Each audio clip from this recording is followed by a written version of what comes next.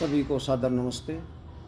आर्य मातृशक्ति, आर्य महानुभाव, सम्मानित साथियों एवं प्रिय बच्चों, मैं आज इस वीडियो में आपके समक्ष ऋग्वेद के 8वें मंडलम का जो मंत्रों का सार है वो प्रस्तुत कर रहा हूँ। प्रभु से भिन्न किसी अन्य का संसन व स्तवन मत करो। प्रभु स्तवन से आंतर व बाह्य शत्रुओं का विनाश होता है। हम प्रभु के आर्त भक्त की ही न बनकर ज्ञानी भक्त बने। माता के समान हमारे निवास को उत्तम बनाने वाले प्रभु हमारे निवास का कारण बनते हैं और हमारी कार्य सिद्धि के लिए आवश्यक धनों के देने वाले होते हैं। प्राण साधना के द्वारा शरीर में सोमकणों की ऊर्ध्व गति होती है। सोमकणों के रक्षण से शरीर का मध्य अर्थात हृदय अंतरिक्ष प्रबुद्ध व विशाल बनता है। इंद्रियां मृत्यु पर भी साथ जाती है। काम वासना मनुष्य का बुरी तरह से अंत कर देती है। प्रभु स्मरण से भोजन की नियमितता के होने पर अपच व रोगों का भय नहीं रहता। प्रकृति शरीर को सशक्त बनाती है। प्रभु आत्मा को सज्ञान बनाते हैं। इस प्रकार प्रकृति व प्रभु मिलकर जीव रूप संतान का पालन करते हैं। विरल व्यक्ति ही प्रभु स्तवन में प्रवृत्त होते हैं। स्तवन करने वाले भी प्रभु की महिमा का अंत नहीं जान पाते। ओम के जप द्वारा तू वासना को अपने से दूर कर। काम इंद्रियों को अंधकार में बनाता है, क्रोध मन को तथा लोभ बुद्धि को। प्राण साधना इन तीनों को दूर करती है। प्राण साधना ही चित्तवृत्ति की एकाग्रता का साधन बनकर हमें प्रभु दर्शन कराती है। यह प्रभु दर्शन ही अंतिम लक्ष्य है। प्राण साधना को कभी भी उपेक्षित न करें। सब कार्यों को छोड़कर भी समय पर प्राण साधना अवश्य करें। प्राण साधना के साथ युक्त आहार विहार भी अत्यंत आवश्यक है। भोजन की अति में से प्राण साधना लाभप्रद नहीं रहती। जब तक प्रभु दर्शन नहीं होता तब तक बारंबार यह शरीर लेना ही पड़ता है। सामान्य मनुष्य प्रभु की ओर न चलकर प्रकृति की ओर चलता है। उसकी आवश्यकताएं बढ़ती जाती है। ओजस्विता केवल शरीर की शक्ति में नहीं अपितु मस्तिष्क के ज्ञान के भी होने पर चमकती है। प्रभु त्रिलोकी से भी बहुत विशाल है। ये तीनों लोक प्रभु के एक देश में स्थित है। धन के 3 दोष है। अभिमान पैदा होना, भोग वृत्ति में पड़ना, अपनी ही भोग सामग्री को बढ़ाते जाना, मतलब सुख में व्यय करना। प्रभु के अनुग्रह से हमें उत्तम इंद्रियों द्वारा शरीर, उत्तम प्रेरणा, उत्तम संतान व उत्तम शक्ति प्राप्त हो। पूरक प्राणायाम में शुद्ध वायु को फेफड़े में भरकर हम रेचक में अशुद्ध वायु को बाहर फेंकते हैं। इस प्रकार शरीर का शोधन होता चलता है। प्राण साधना से हृदय निर्मल होता है। योग साधना में खानपान की शुद्धि अत्यंत आवश्यक है। प्राणायाम के साथ मनुष्य का साग भाजी होना आवश्यक है। प्राण साधना से काम वासना का विनाश होकर ज्ञान दीप्ति प्राप्त होती है। वैदिक संस्कृति में यह पृथ्वी देव यजनी कही गई है।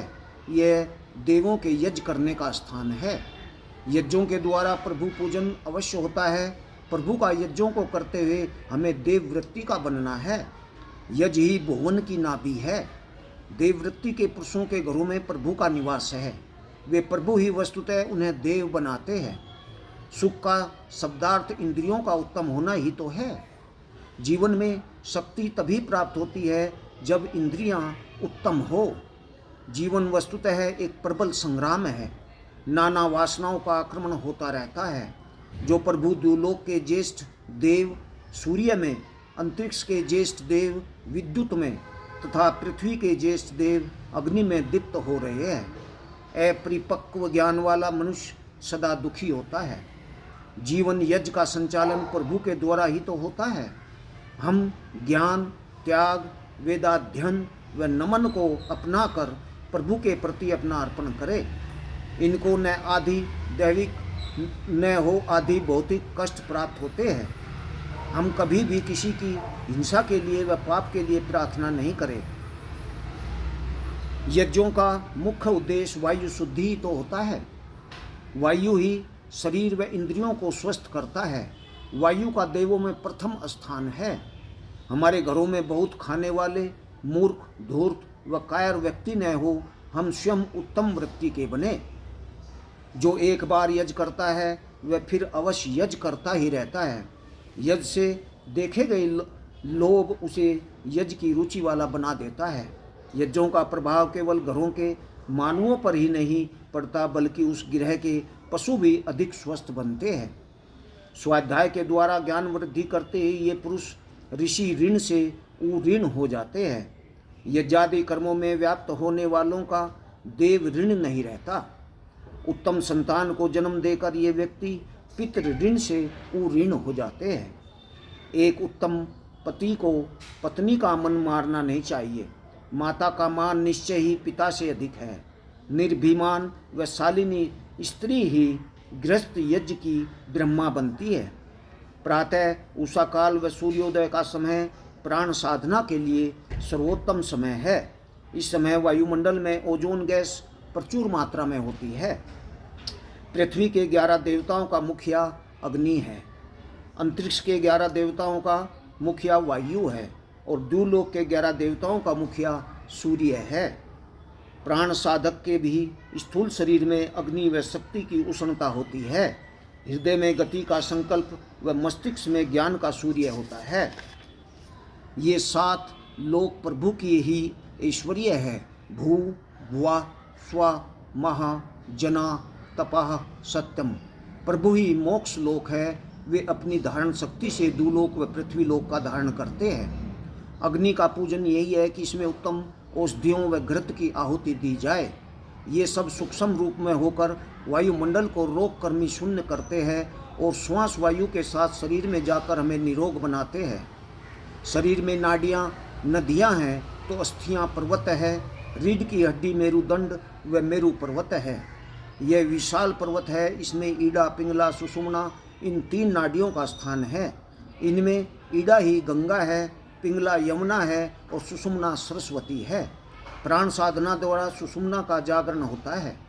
प्रभु की उपासना ही हमें काम, क्रोध, लोभ आदि शत्रुओं से बचाकर दीर्घ जीवन प्रदान करती है। प्रभु ने मेरे लिए सैकड़ों तरणों के गुच्छों का निर्माण किया है। आरोग्यमान ज्वालाओं के भी 400 भेद है। ज्वाला भी भिन्न भिन्न प्रकार की है। अग्नि के विविध रूपों का विचार करें तो उस अग्नि में ही प्रभु की महिमा दृष्टिगोचर होने लगती है। यह अग्नि ऑक्सीजन व हाइड्रोजन को मिलाकर पानी बना देती है और वही कालांतर में उस जल को फाड़कर फिर गैसों का रूप दे देती है। यज्ञशील पुरुष को प्रभु ही यज्ञ के सब साधनों को प्राप्त कराते हैं। प्रभु की रक्षण व पालन व्यवस्था में किसी प्रकार का पक्षपात नहीं है। यह शरीर आत्मा का निवास स्थान होने से रक्षणीय है। इसमें मूलाधार चक्र से ऊपर उठते हुए हम सहस्रार चक्र तक पहुँचते हैं।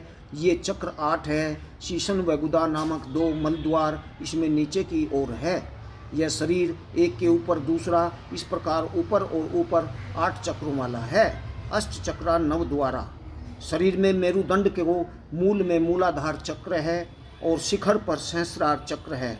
यह सहस्रार चक्र सूर्य से भी अधिक तेजस्वी है। इस चक्र को विकसित हो जाने पर सब अंधकार समाप्त हो जाता है।